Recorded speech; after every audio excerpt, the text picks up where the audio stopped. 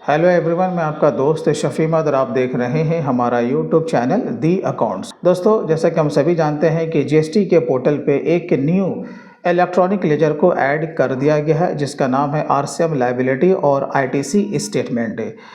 Actual में ये electronic laser RCM के बारे में बात करता है। तो ये क्या है, हम लोग पूरा डिटेल में जानने वाले हैं और ये वीडियो आप लोगों के लिए बहुत ही इम्पोर्टेंट है। स्किप किए बिना आप वीडियो के एंड तक आप ज़रूर देखते रहें।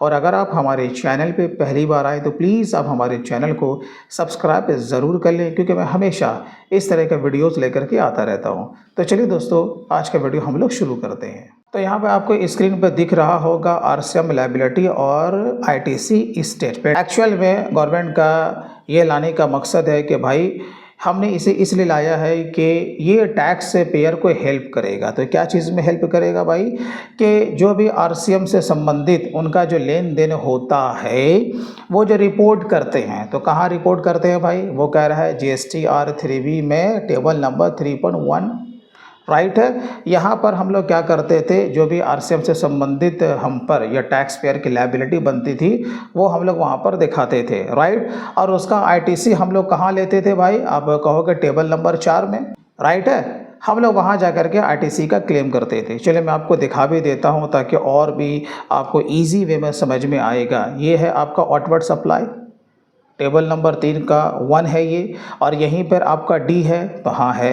यहीं पर देखो लाइबल टू रिवर्स चार्ज, यहीं पर हमारा क्या होता था, डेटा ऑटो पॉपुलेट करके आता था आरसीएम वाला, यानी कि हम पर लाइबिलिटी है, राइट। और अगर अनरजिस्टर्ड से हमने कोई आरसीएम वाला गुड्स या सर्विस को बाय किया तो हमें यहाँ पर मैनुअल दिखाना होता था, हो रहा था ना भाई। हाँ, फिर उसके बाद क्या होता था, हमने इलेक्ट्रॉनिक कैश लेजर से इसका पेमेंट किया और टेबल नंबर 4 में जा कर के, ठीक है, टेबल नंबर ये आपका 4 है। और यहाँ पर हम लोग क्या करते थे, ये invert supply liable to reverse charge, यहाँ पे आकर के हम अपने आईटीसी को क्लेम कर रहे थे। यही ना हो रहा था भाई, ठीक है ना। अब यहाँ में गवर्नमेंट को लगा होगा कि भाई इसमें भी झोल झाल हो रहा है, यानी कि जितना हम लायबिलिटी का पेमेंट कर नहीं रहे उससे ज़्यादा आईटीसी को क्लेम कर रहे हैं। तो गवर्नमेंट ने कहा है कि भैया आप क्या करो कि शुरू से लेकर के अब तक का, तो कब तक का अभी मैं आपको बताऊंगा, बस वीडियो में बने रहें। आप कैलकुलेट करो और हमें रिपोर्ट कर दो, ठीक है। वो जो 3 कंडीशन जो मैं अभी आपको बताने वाला हूँ, आप रिपोर्ट कर दो ताकि डेटा हमारे पास आ जाए, ताकि हमारे पास पूरा ट्रैक रहे कि इस तरह का आरसीएम वाला कितना डेटा है, ठीक है ना। अब हम लोग आते हैं रूल के ऊपर। देखिए, ये तो आप लोग अपना पढ़ते रहिएगा पूरा डिटेल में, हम सीधा आते हैं वो कंडीशन क्या है, ठीक है, वो कंडीशन क्या है। तो यहाँ पर जो सबसे पहला जो कंडीशन है वो क्या है कि भाई ये कहता है, in case the tax payer have already paid excess RCM liabilities. हो सकता है कोई ऐसा टैक्स पेयर है जिसने कि ऑलरेडी ज़्यादा आरसीएम की जो लायबिलिटी थी ना उसने पेमेंट कर दिया, यानी जितना बन रहा था उससे ज़्यादा का पेमेंट कर दिया, राइट है। और ऑफ कोर्स उसने उसे डिक्लेयर तो किया होगा, कहाँ किया था डिक्लेयर, बाय सेम टेबल, वही ये वाले कॉलम में, उसने ये वाले कॉलम में आकर के डिक्लेयर किया था, राइट है। डिक्लेयर जो किया ना तो उसने ज़्यादा कर दिया। यहाँ पर ये गवर्नमेंट वही बोल रही है ना कि GSTR 3B में उसने क्या किया, एक्सेस आरसीएम की जो लायबिलिटी बन रही थी उसका वो पेमेंट कर दिया। और अभी तक उसने क्या किया है भाई, he has not avail ITC through table number 4A और टेबल नंबर 4A का 3 of GSTR 3B due to any reason, किसी भी कारण से उसने अभी तक के इस तरह का जो एक्सेस अमाउंट का जो पेमेंट किया है उसका आईटीसी उसने लिया ही नहीं है। और आईटीसी हम लोग कहाँ ले रहे थे, वो यहाँ। तो गवर्नमेंट इस तरह का डेटा वो जानना चाहती है, अगर है तो भाई अब इसे रिपोर्ट करो, ठीक है। तो रिपोर्ट करने का भी उसने यहाँ पे ये तरीका बताया है। In such cases tax payer need to file positive value of such excess paid liability as RCM ITC as opening balance in RCM statement. तो इस तरह का जितना भी उनका जो भी आरसीएम से संबंधित ज़्यादा दिया हुआ उनका जो फिगर है उनके पॉजिटिव वे में आपको इस वाले स्टेटमेंट में जाकर के दिखाना है, ठीक है। ये तो हो गया पहला कंडीशन, ठीक है। अब देखिए दूसरा कंडीशन यहाँ पर क्या बोलता है, दूसरा कंडीशन यहाँ पे बोलता है in case the tax payer have already avail excess RCM table 4A का 2 और 4A का 3 ऑफ GST और 3B।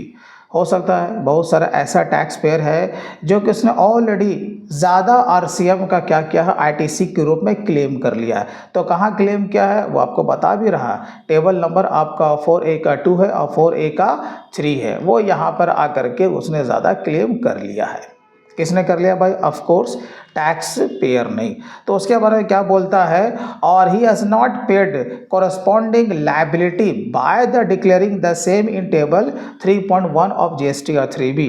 तो ये क्या बोलना चाह रहा है कि भाई जो आपने यहाँ पर 3B में जो आपने डिक्लेयर किया, सपोज आपने यहाँ पे ये देखा है कि आपका ये जो है ना आपका IGST वाला, यहाँ पर आपने डिक्लेयर किया था मान के चलो कि 1000 रुपया, तो ये आपकी लायबिलिटी थी ना।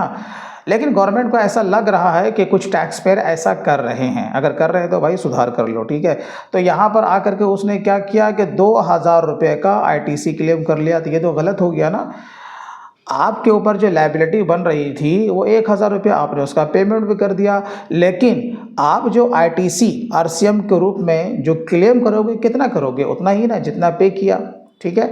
अगर आपने ज़्यादा कर दिया है तो वही दूसरे कंडीशन में ये गवर्नमेंट ये बात कर रही है। तो in such cases taxpayer will be need to file a negative value of such excess claim. तो आपको क्या करना होगा, जितना भी आपने एक्सेस क्लेम किया है नेगेटिव में, आपको वहाँ पर वो फिगर को पुट अप करना होगा। अभी जैसे मैंने आपको एग्जांपल दिया, 1000 का आपका लायबिलिटी बन रहा था, आपने उसका पेमेंट कर दिया, बट RCM के तौर पे आपने उसका ITC 2000 क्लेम कर लिया, तो वहाँ पे आपको माइनस में इस तरीके से दिखाना पड़ेगा। तो वह कैसे दिखाना है, अभी हम लोग GST के पोर्टल पर भी जाएंगे। ये तो हो गया आपका दूसरा कंडीशन। अब यहाँ पर देखेंगे जो थर्ड एंड लास्ट वाला है वो क्या बोलता है, in case the tax pair need to reclaim the RCM ITC। कोई टैक्स पेयर है, अब उसको यानी कि ज़रूरत है, क्या चीज़ का ज़रूरत है भाई, कि वो अपने ITC का वो रिक्लेम करे, ठीक है ना। तो which was reverse in earlier the period through table 4B का 2 ऑफ GST और 3B, जिसने कभी पिछले रिटर्न में उसे रिवर्स किया था। तो कहाँ क्या था वो आपको बता रहा है, टेबल नंबर 4 का B के 2 में। तो आप जब टेबल नंबर 4 के B के 2 में जाओगे तो यहाँ पर आपको देखने को मिलेगा, तो ये कॉलम कौन सा है, यहाँ पर देखो यही है ना, कॉलम नंबर आपका B है जहाँ पर हम लोग ITC रिवर्स करते हैं, और ये आपका है कॉलम नंबर 2। और यहीं पर आकर के हम लोग क्या करते हैं, अगर हमने एक्सेस RCM को क्लेम कर लिया है तो हम उसे क्या करते हैं, रिवर्स करते हैं। तो अगर RCM से संबंधित कोई ऐसा डेटा था जो कि ऐसा टैक्स पेयर है जिसने उसे पहले कभी रिटर्न में रिवर्स कर दिया था, जबकि उसने रिवर्स तो किया, लेकिन जब उसने उस लायबिलिटी का जब पेमेंट कर दिया तो वो बाद में क्या करेगा, रिक्लेम करेगा ना। बस अगर वो इसे रिक्लेम अगर वो करना चाहता है या वो करेगा, तो इस तरह का भी जो डेटा होगा उसे ओपनिंग के तौर पे इस वाले लेजर में देना पड़ेगा, ठीक है ना। तो ये उसी के बारे में बात कर रहा है। और यहाँ पर देखो ये क्या बोलता है कि please note that such RCM ITC shall not be reclaim through table number 4A का 2 एंड 4A का 3 ऑफ GST और 3B। ये क्या बोलता है कि देखो भैया, आप जो इसका जो आप जो क्लेम जो आप करोगे ना, आप ऊपर वाले टेबल में जाकर के इसको क्लेम नहीं कर सकते। कहाँ, आपका ये वाला जो कॉलम है, ये वाला जो कॉलम है, आप यहाँ आकर के उस डेटा को आप रिक्लेम नहीं करेंगे। जैसे आपने यहाँ पर पहले वाले में तो रिवर्स कर दिया, राइट है ना, लेकिन अब आपको यहाँ नहीं आना। वो कहता है कि आपको यहाँ आना, रिक्लेम करने के लिए इस वाले टेबल में आना होगा, ऑल अदर ITC में। यहाँ पर देखो उसने मेंशन कर दिया है ना, क्या बोल रहा है, RCM ITC इन टेबल नंबर 4A के 5 में आपको आना पड़ेगा, ठीक है, रिक्लेम करने के लिए। उसके बाद क्या बोलता है कि such RCM ITC reversal need to be report as RCM ITC opening balance. तो इस तरह का जितना भी डेटा होगा वो आपको ओपनिंग के तौर पे इस वाले लेजर में देना पड़ेगा। अब बात आती है कि इसे कब तक हमें रिपोर्ट करना है और कौन कैसे करेगा। तो यहाँ पर देखो लिखा हुआ है, क्या है भाई, अगर आप मंथली मोड में रिटर्न को फाइल करते हैं तो आपको क्या करना है कि जुलाई तक का जुलाई 2017 से आपका जीएसटी लागू हुआ है ना, तब से लेकर के अब तक का इस तरह का जितना भी आपका जो आरसीएम से संबंधित है, आपको वो उसे कैलकुलेट करना होगा, राइट है। उस तीनों में से जितना भी आपका डेटा आ रहा है आप उसे कैलकुलेट करो, कब तक का, जुलाई 2024 तक का, क्योंकि आपका ये अगस्त से लागू हो चुका है। अगस्त मीन्स कि जब आप लोग मंथली मोड में रिटर्न को फाइल करते हो तो अगस्त का रिटर्न आप डालोगे कभी सितंबर में तो ये आप पर लागू हो जाएगा। अगर आप क्वार्टरली मोड में रिटर्न फाइल करते हो तो दूसरे क्वार्टर का रिटर्न आप फाइल करोगे तो भी आप पर ये लागू हो जाएगा, ठीक है ना। और उसके बाद कहता है कि अगर आप क्वार्टरली मोड में रिटर्न को फाइल करते हो तो आपको कहाँ तक लेना है, ये जो पहला क्वार्टर जो कहता है ना फाइनेंशियल ईयर 24-25, आपको लेना है जून तक का लेना है जी, ठीक है। कहाँ तक का लेना है, जून तक का आपको ले लेना है।